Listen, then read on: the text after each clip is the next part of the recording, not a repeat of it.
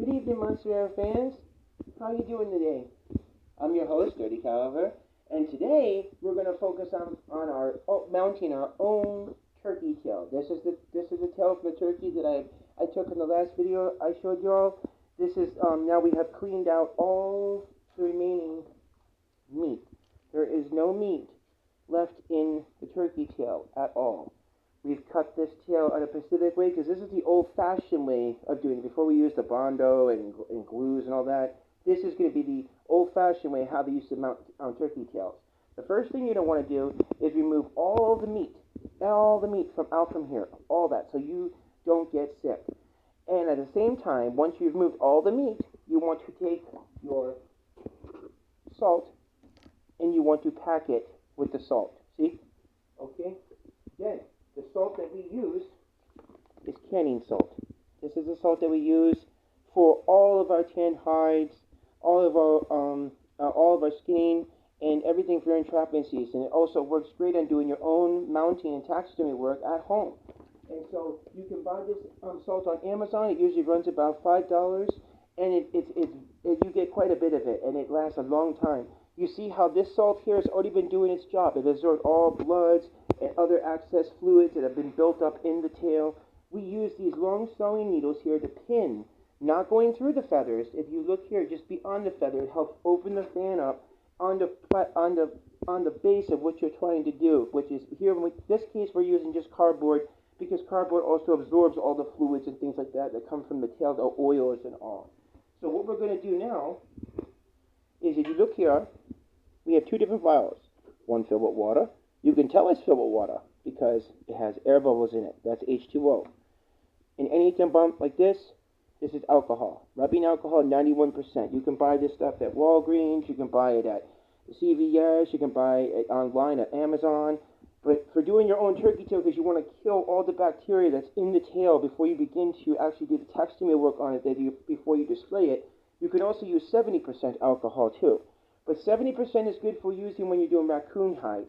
I prefer to use a 91 when I'm dealing with anything poultry, especially with ducks.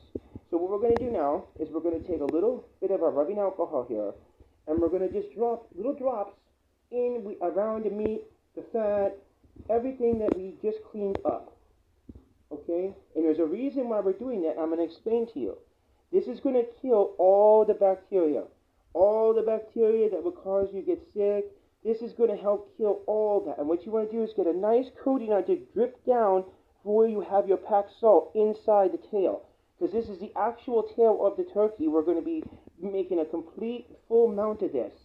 And I'll show you in a later video how we're going to do that. We're going to have several videos on this, everyone, so you'll be able to do this at home and save yourself a lot of money.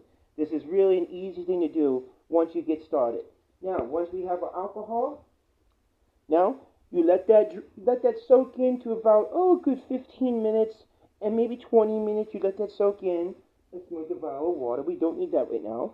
And then once that soaks into the tail, it starts to kill all the bacteria and everything in there that will cause you to get sick or anything. Then what you're going to want to do is take your salt, just put it in a little, keep your jars, and you pour it in a little jar, and you're going to want to fill it. Lay it on top and fill it. Pack it down with your little spoon. And the reason why we're doing this is because this is going to help absorb all the rest of the bacteria, juices, everything of that cord. And you want to make sure you get a good, nice coat on there because it's gonna start absorbing right away. And so you want to make sure you get a good coat. Put some here in the front, and you have to keep changing it out probably every day for about a week, and it will start getting harder and harder and harder, and it'll be easier for you to work with when you're ready to mount it.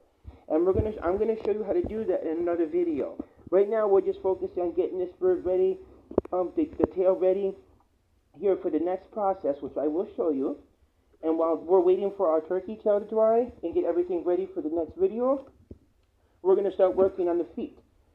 The feet of the turkey will be the next video we're gonna do. While this tail is drying, we're gonna leave this drying like this for probably another day, and then I'm gonna show you how to change the salt out. And then we'll take the tail, flip the tail over, and I'll begin to show you then how we can brush out the tail feathers, everything, get it ready for the actual mounting process.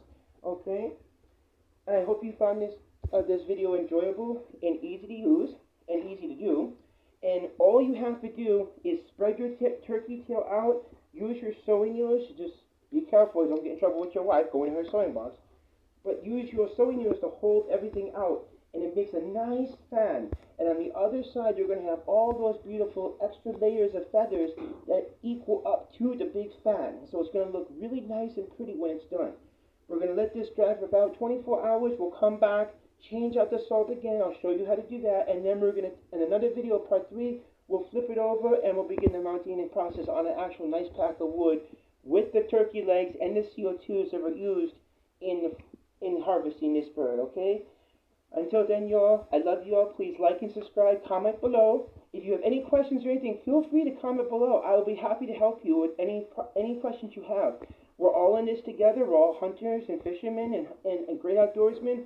We need to be not bullying each other about our knowledge, but sharing it rather than wanting to hurt one another.